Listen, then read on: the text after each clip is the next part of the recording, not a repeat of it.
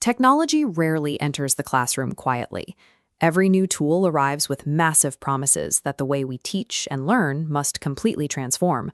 We saw this in the 1950s, when televised instruction promised to broadcast perfect lessons to every desk. We saw it again in the 1990s, when computers and typing drills became the new digital literacy standard.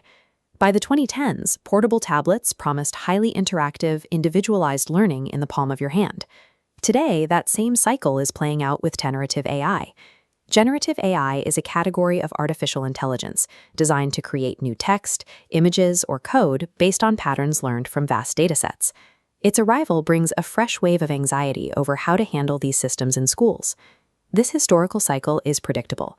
Early enthusiasm diffuses rapidly, followed by an emerging panic about student dependency, and finally a reactive retreat to basic pedagogical principles. To survive this current AI wave, educators are adopting an anti-hype stance. The idea is to judge these new tools strictly by their stated purpose and their educational impact, rather than their shiny new features. But there is a trap. Words like purpose and impact are highly moral, but prove absolutely nothing. Because these terms are vague, technology developers easily exploit them. They substitute actual, auditable evidence of educational value with slick plausibility narratives, stories that sound highly logical but lack empirical data. Cynicism is not an effective strategy against this.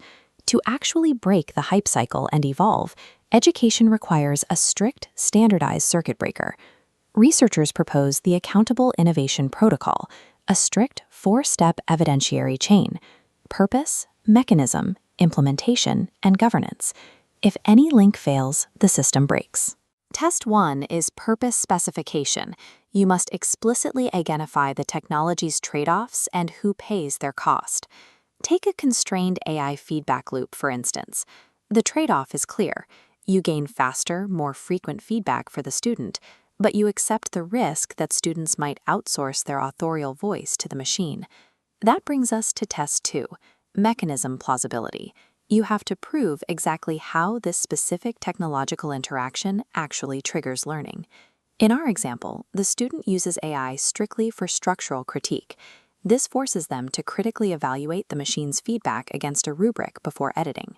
If you cannot clearly diagram how a technology forces a student to think, rather than just completing the assignment for them, it fails the protocol. Test 3 is implementation fit, measuring a tool's ability to survive real classroom constraints. This chart compares required teacher time to actual capacity. If an AI tool requires 10 extra hours of monitoring to prevent cheating, it fails the test. The final test is consequence governance. This is the proactive ethical infrastructure required to handle inevitable misuses and harms. This requires concrete procedures. That means strict data privacy boundaries, mandatory AI use declarations from students, and established low-tech alternatives for those without reliable digital access. These local classroom rules align directly with global standards set by international institutions like UNESCO, the UN agency promoting cooperation in education, sciences, and culture. An educational innovation is only as effective as the physical and ethical infrastructure built to govern its consequences.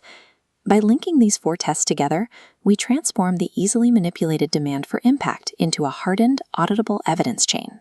Evolving classroom practice requires managing tools with clinical precision, moving past the binary choice of total adoption or complete rejection. This creates a system of expectation governance. Expectation governance is a framework designed to bind claims to explicit evidence thresholds, making overclaiming by tech companies harder and course correction by educators much easier. Accountable innovation requires schools to demand a proven learning mechanism and a rigorous system to govern consequences.